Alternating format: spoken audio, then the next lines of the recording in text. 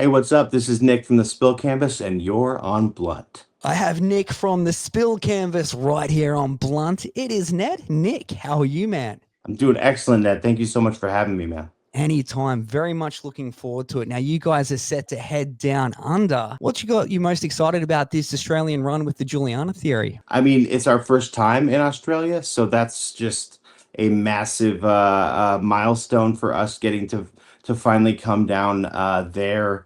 We've wanted to for so long. We've been a band for 20 plus years, and Yeah. I think it's for whatever reason the timing hasn't worked out. And things get in the way, and schedules get crazy, but this is like a huge bucket list dream of all of ours. So we're extremely excited to get down there and play these shows with Juliana Theory, no less. Friends of ours who we've toured with before, and it's just going to be a family kind of reunion in a way, but in Australia. So we're so excited. Yeah, we are very much looking forward to it, Nick. And what's sort of the first thing that comes to your mind when you think of Australia then? Honestly, the first thing that comes to my mind, I mean, I think I would be remiss if I, or like, I'd be remiss if I didn't say like, like a wallaby or, things like that are for sure at the forefront. But like, there's also like, I, I'll end up watching me personally. I don't know if I would not speak for the other guys in the band, but I watched like this gold mining show that follows these Yeah. gold miners. It's called Gold Rush. It's on Discovery Network over here. There's one guy that goes over there quite a bit. It goes down there rather to Australia and tries to find a spot for a secondary mine. And I don't know why I like this stuff. It makes no sense to me, but I do think for some reason of all of those seasons of like his Australia trip show going down there, and like a lot of sand and a lot of like desert happening. But we're not going to be in any of those areas. So, Yeah, I was um, about to say to that, you'll probably miss all those areas, but do you have any downtime at all, or is it all just capital cities on their own? yeah, no downtime. Really, not even Oh, like a bummer. day to explore. It's we're just in and out very quick and precise. But that doesn't. I would like to think that that means next time we have all the time in the world. Yeah, Yeah, of yeah. course, man. So how did the pairing with the Juliana Theory come about then? We got this together. Honestly, I think it just kind of sprung up. I can't remember who even, maybe even our agent brought it to us. I haven't met some of the guys in the band because when we toured together, the Juliana Theory was just, they were just doing it acoustic with just Oh, Brett, yeah. the singer, and Josh, the guitar player. So, I mean, for that tour. But I've since met a few of the other members. I think it just came about. We have always been back and forth close since we did that run with them. It's a trip to even just kind of be friends with them in that way Yeah. because I grew up listening to their music. Although it's 20 years for us and that's a long 20 plus years, but it's a long time. They've been doing it, just I mean, like 5 extra years even.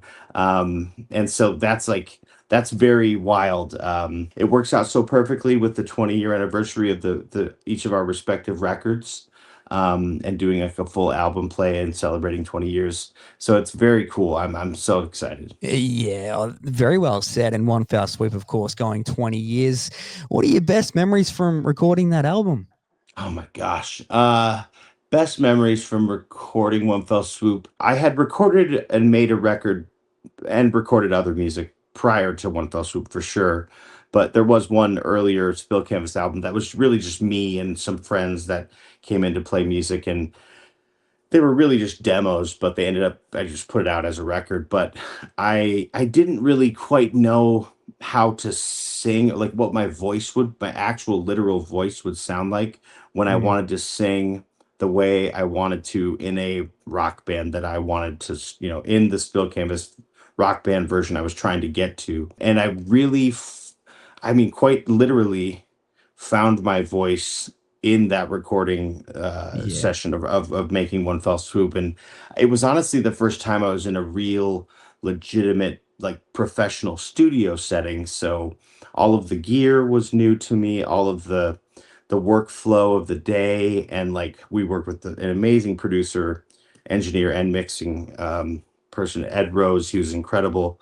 I definitely learned so much from him, about just efficiency and recording, whether it be guitar or vocals, recording those things within, that make them you, still having all of the character of you, but still being like as proficient and as best you can be within yourself, and like kind of holding yourself to the highest standard possible, Mm. is really what I learned from him. And I would later go on to learn that with many producers in their own way as well.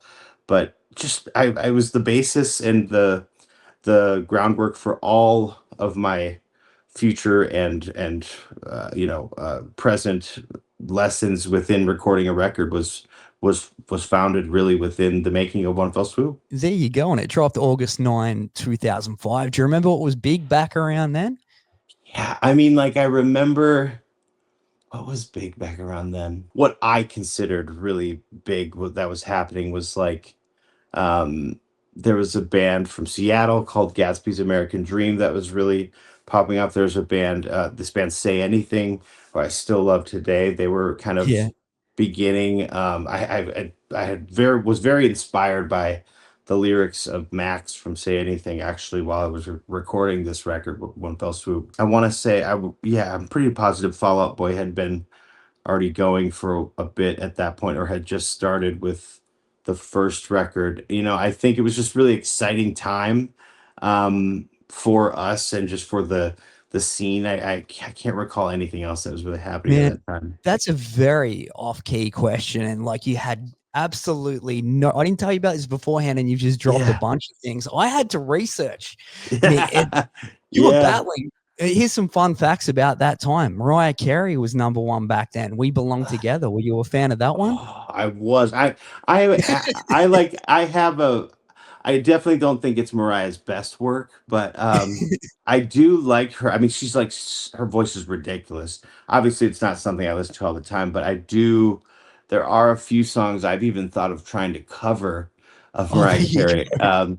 in an acoustic way, just very singer-songwriter, but her voice is too good.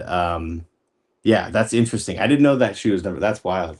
We Belong Yeah, Together. Yeah, and that's crazy. movie-wise, it was the Dukes of Hazzard, the week your record Oh come out. yeah. With yeah, the reboot with Jessica Simpson, I Yes, believe sir. was, and yeah, that's crazy. Wow, that's wild. One other fun fact about August 9, 2005, skinny jeans and straw bags apparently were a big thing. Oh Did yeah, you dude. did you rep those? I did. I mean, I definitely had the skinny jeans. I mean, I still am wearing pretty skinny jeans for sure. I have not caught up to the cyclical thing where it's now it's back to baggy, or in the jeans anyway. I'm just more comfortable in the skinnier jeans, but yeah, that's wild, man. I definitely, to think back to that time frame too. I was just a kid, but I Yeah, also was still learning how, what I would later become, as like a grown adult man. And it's wild. It's very crazy. I feel very fortunate to have the ability to even still do it today. It's just crazy how long ago that yeah. was. That is amazing right there, and hats off to you. I've dressed the same for the previous 20 years, so, Yeah, don't man. change. Hopefully, it swings back around. Yeah, yeah. I'm just waiting for the cyclical thing. I'm just gonna stay like this.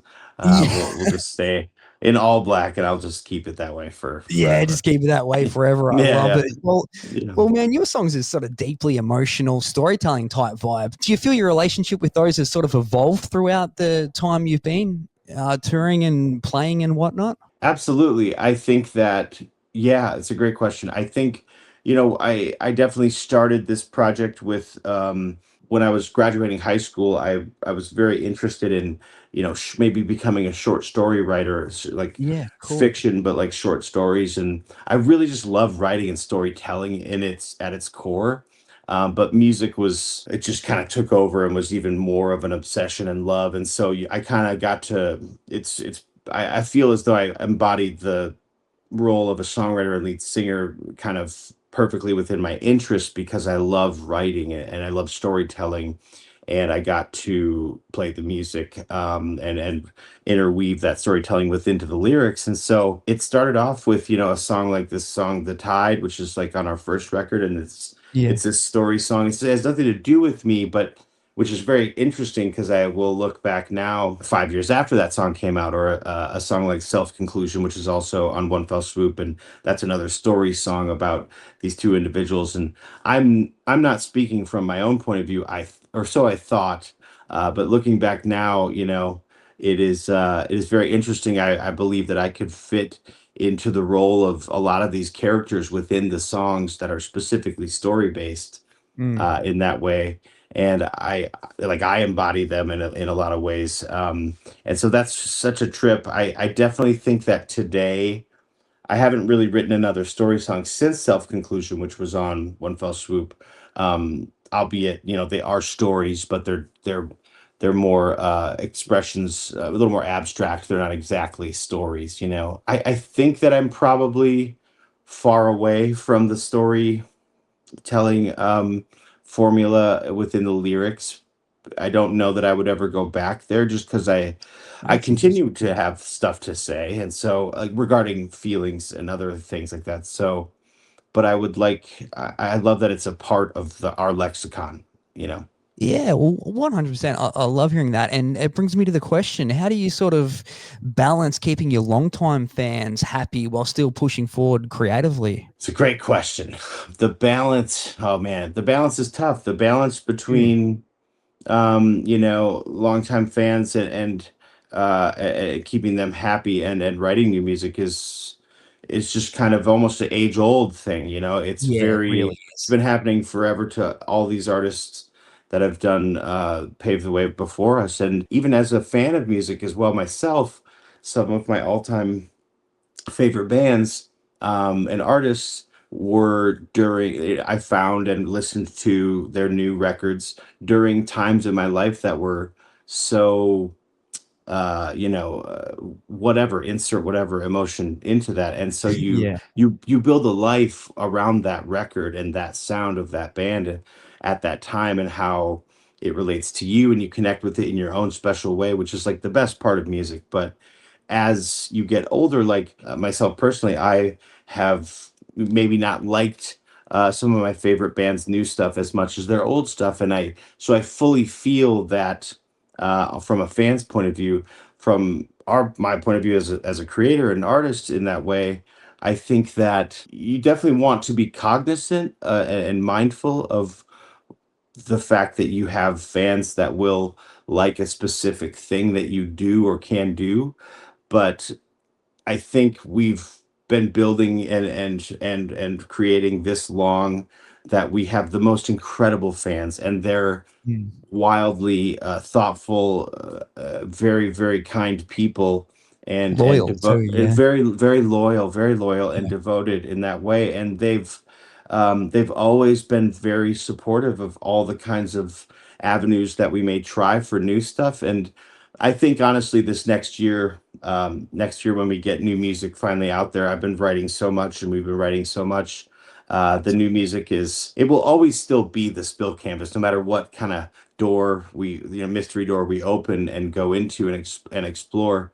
But I'm very excited for fans to hear this new stuff, and you kind of hope that they will like it, but the fact that they may just want to hear the old stuff is also just as important because it's part of what we do and part of who we are. And so we accept that as long as they will accept us, moving forward and trying to make new music. And hopefully it all just goes well and they can fully relate to the new stuff or connect to the new stuff in their own special way that is meaningful to them. Yeah, very well said. In 10 years' time, they'll be looking back on that new stuff saying the same thing, no doubt. So you're Yeah. saying that's going to drop next year, Nick? Yeah, but definitely next year. There's a lot of great things on the horizon tour wise. So we weren't able to get into the studio when we were maybe hoping earlier this year, but um, just gives more time to continue writing and making some incredible stuff to bring into the studio. Could not wait, or could not tell you how excited I am. I cannot wait to get in there and finally be able to share some of this stuff. But it'll be Well, next year sometime. yeah, well, that makes two of us, which cannot wait. I cannot wait to hear it, definitely, as I'm sure every Spill Canvas fan will be in the same boat. Well, thank you so much for taking time out to chat with us, Nick. Very much appreciate it. Absolutely. Thank you so much. I very much appreciate you. And we'll see you at these shows in July. The Spill Canvas performing One Fell Swoop in its entirety this July in Melbourne. Max Watts on the 18th, the 19th in Sydney at the Manning Bar, and wrapping things up at the Triffid in Brisbane on the 20th. Pick those tickets up through thephoenix.au.